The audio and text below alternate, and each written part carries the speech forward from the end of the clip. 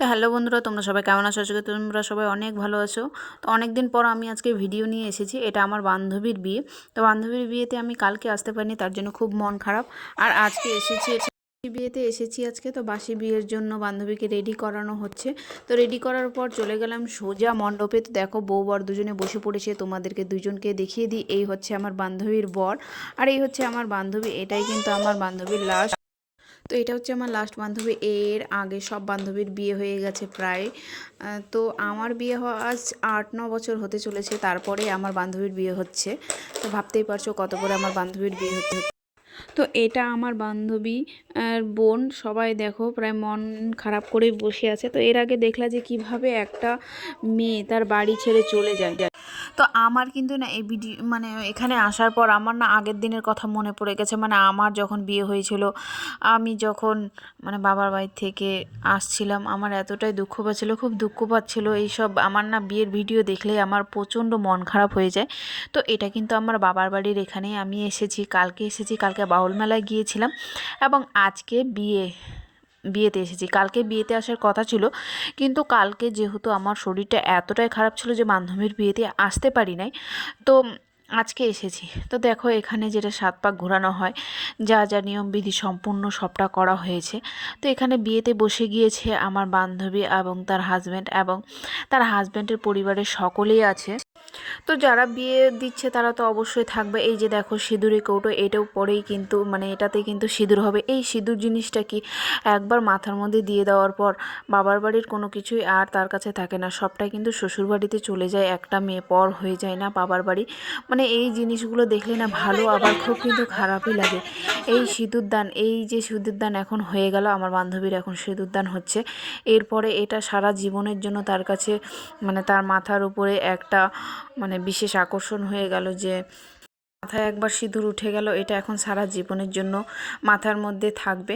স্বামীর দেওয়া শাখা পলা সিঁদুর কিন্তু মেয়েদের মানে স্বামীকে দেওয়ার মতো কোনো জিনিস নেই। মানে স্বামীর কাছে মেয়েদের কিন্তু কোনো চিহ্ন থাকে না, দেখো তাই না? এই যে দেখো সিঁদুর পরিয়ে দিচ্ছে।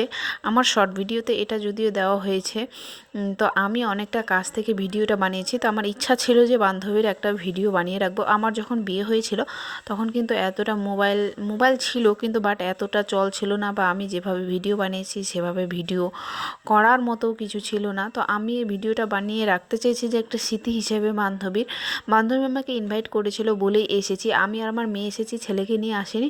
তো পাশে দেখো সবাই মানে ব্যান্ড পার্টি বাজিয়ে সবাই ডান্স করতে শুরু করেছে। আশেপাশেও লোক আছে, মানে খুব একটা বেশি লোকজন নেই, যেহেতু কালকে বিয়ে হয়ে গিয়েছে, আজকে বাসি বিয়ে, তার জন্য বেশি লোকজন খুব একটা নেই। তো এই দেখো এখন আগুন ধরানো হচ্ছে আর সবাই পাশে নাচ করছে। এদিকে বাসি বিয়ে হয়েছে। খুব আমার মনের মধ্যে না দুঃখ হচ্ছে, জানেন তো? মানে এতটা খারাপ লাগছে দেখে, মানে আসছি তো আনন্দ করতে, কিন্তু খারাপ লাগছে যে একটা মেয়ে এইভাবে করে যে বিদায় হয়ে যায়। এইসব জিনিস দেখে না সত্যি বলতে সত্যি খুবই খারাপ লাগে। তো বান্ধবী অনেকটা রিকোয়েস্ট করার পর এসেছিলাম। অনেক বান্ধবীরা আসতে পারে না, কারণ অনেক বান্ধবীর অন্যান্য জায়গায় বিয়ে হয়ে গিয়েছে।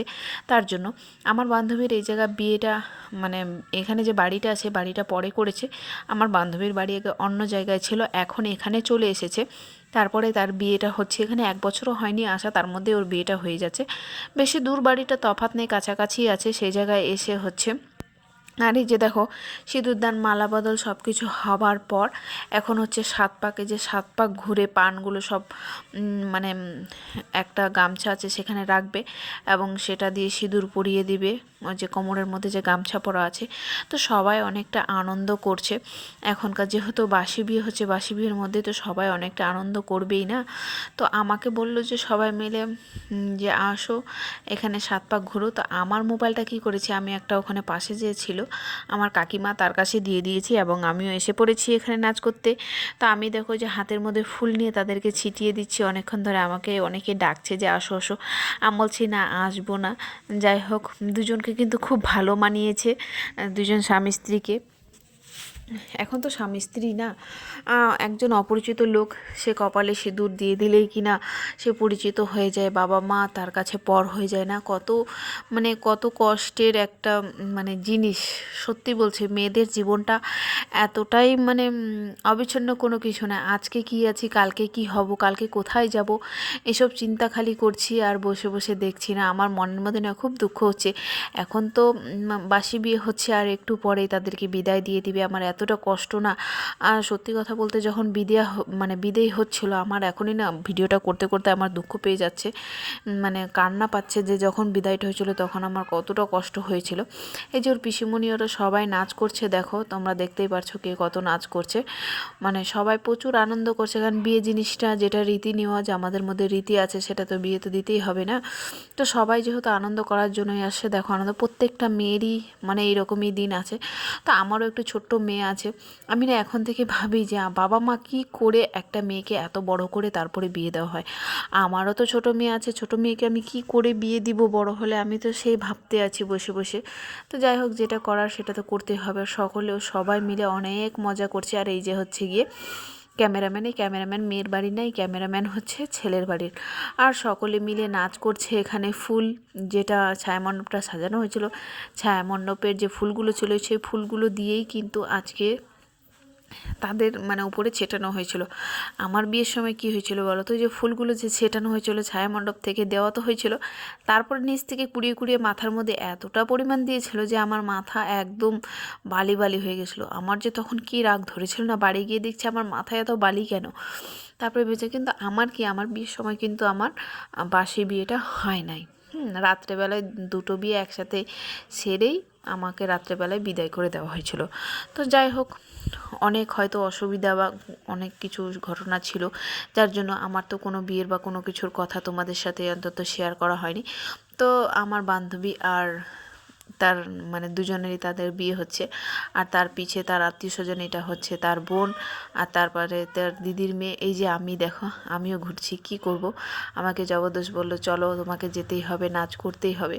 তো যখন সবাই যাচ্ছে তখন আমিও একটু যাই। লাস্ট বিয়ে যেহেতু, আমার আদার্স সব বান্ধবীগুলোর বিয়ে হয়ে গেছে, এখন আর কিন্তু একটি বান্ধবীও বেঁচে বিয়ে দেওয়ার মতো নেই।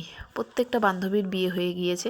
তো আমার এই বান্ধবীটা আমার থেকেও 2 বছরের বড়, আমার থেকেও বড়, তবুও দেখো আমার বিয়ে হয়ে গেছে কবে। আর এই বান্ধবীটার এখন হচ্ছে, যাই হোক কোনো অসুবিধা নেই। আমার যেহেতু লাভ ম্যারেজ, তার জন্য আমার বিয়েটা আগেই হয়ে গিয়েছে। আমার বিয়ে যখন হয়েছে না, আমার তখন বয়স মাত্র 18 বছর, আর আমার হাজব্যান্ডের বয়স ছিল 21 বছর। তখন কী হয়েছিল, সবাই বলেছিল এত ছোট ছোট বাচ্চারা বিয়ে করেছে, সবাই আমাদের বলেছিল। তখনকার দিনটা মনে পড়লে মনে হয় যে এখন বিয়ে করলেই মনে হয় হয়তো ভালো হতো, এখন অনেকটা বুঝতাম, তখন তো কিছুই বুঝতাম না। 18 বছর বয়সে আর কি বোঝা যায়। তো যাই হোক, ওইসবভাবে আমি ঘুরছি আজকে।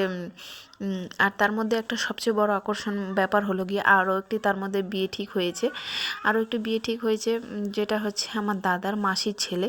তো কালকে যার জন্য আরও তার একটু বিশেষ কারণেও আমি এখানে এসেছি। আমার মাসির ছেলের শ্বশুরবাড়ি থেকে লোক এসেছিল, বিয়ে ঠিক করে গেল। তার বিয়ে সম্ভবত বৈশাখ মাসের দিকে হবে।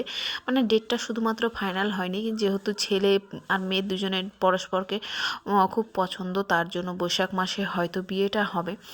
তো ওই বিয়ের জন্য আসতে হবে। এখন বিয়ের পর বিয়ে দেখছি লগ্ন, এরপরে এখান থেকে গিয়ে আমার বাড়িতে ইসলামপুরে, তো আমার বাড়ির ওখানে আমার বোনেরও বাড়ি, তোমরা সবাই জানো। তো বোনের দেওরেরও বিয়ে আছে, সেখানেও যেতে হবে। আমার মা বোনরা সবাই যাবে, সেই বিয়ে একটা আছে। এত বিয়ে কি বলবো। তো সেটাও আছে সামনে।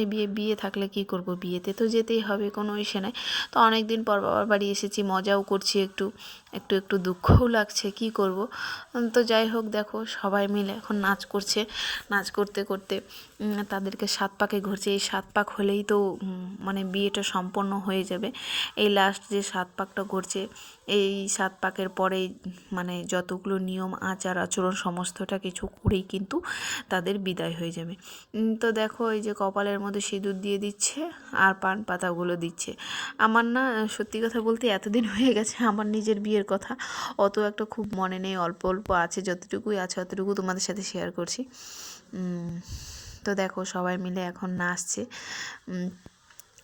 আর সাইডে ব্যান্ড পার্টি বাজছে। কালকে আমার আসার কিন্তু সত্যি বলছি খুব ইচ্ছে ছিল, কিন্তু শরীরটা হঠাৎ করে খারাপ হয়ে যাওয়ার কারণেই আসা হয়নি। শরীরটা খারাপ হবার কারণ আছে, কারণ আমি বাউল মেলা গিয়েছিলাম আর রাত্রে যে প্রচুর ঠান্ডা, বাইকে করে গিয়েছিলাম। মেয়েকে তো নিয়ে যাইনি, আমি আর আমার কাকার ছেলে দুজনে বাইকে করে গিয়েছিলাম। আর আসার পথে এতটা ঠান্ডা লেগে গিয়েছে যে তারপরের দিন আমি আর বিছানা ছেড়ে উঠতে পারি না যে আমি বিয়ে বাড়ি আসবো। তো কী করব, করার তো কিছু নেই, তার জন্য আসতে পারি না। তার বান্ধবী বললো যে তুই কালকের কেন আসিস নি। আমি বললাম যে আমার শরীরটা খুবই খারাপ ছিল। তো ইসলামপুর থেকে যে গিফটটা এনেছিলাম সেই গিফটটাও দিয়ে দিলাম, তোমাদের সাথে তো শেয়ার করা হলো না আমি কি গিফট করেছি। একটা অ্যালবাম গিফট করেছি আমার বান্ধবীকে। তো যাই হোক, উপরে প্যান্ডেলটা দেখছো মোটামুটি ভালোই করছিল, কিন্তু কালকের বিয়েটা আমি খুব মিস করে গেলাম।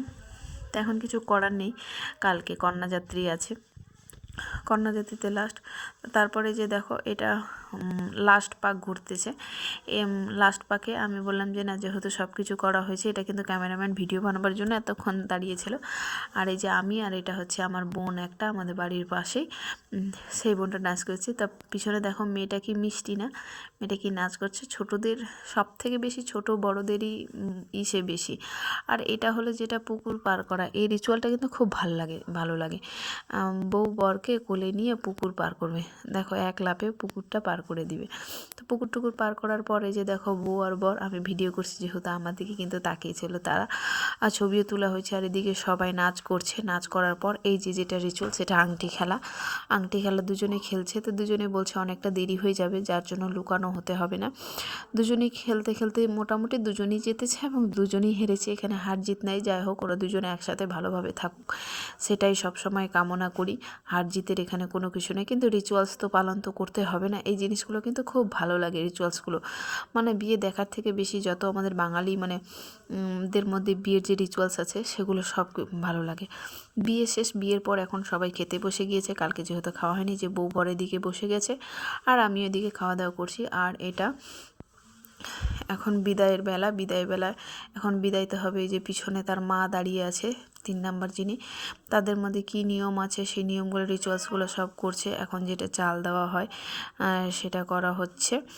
দেওয়ার পর ও তো খুব কান্না করছে। আমার এই জিনিসটা দেখে এতটা কান্নায় আমি ভেঙে পড়েছিলাম যে আমার এখন ভিডিও করতে করতে আমার নিজেরই কান্না পায়ে যাচ্ছে। সত্যি বলছি, খুবই দুঃখ লাগছে যে। আর তার পাশে তার দাদা দেখো এত কান্না করছে, ছেলে মানুষ হয়ে কি করে এতটা কান্না করছে। তার দাদা না, সরি, তার ভাই আর তার বোন এত কান্না করছে যে আমি বলে বোঝাতে পারবো না, আমার নিজেরই কান্না পেয়ে যাচ্ছে। আর এই যে দেখো বর, ওর তো কোনো কিছু নাই, সে মেয়েকে নিয়ে চলে যাচ্ছে আর সে যেতে চাচ্ছে না। বাড়ির সবাই মিলে ধরে রাখতে হচ্ছে এই মুহূর্তটা না, মানে সত্যি বলছি আমার বলার কিছু নাই, এতটা খারাপ লাগছে। তো আমার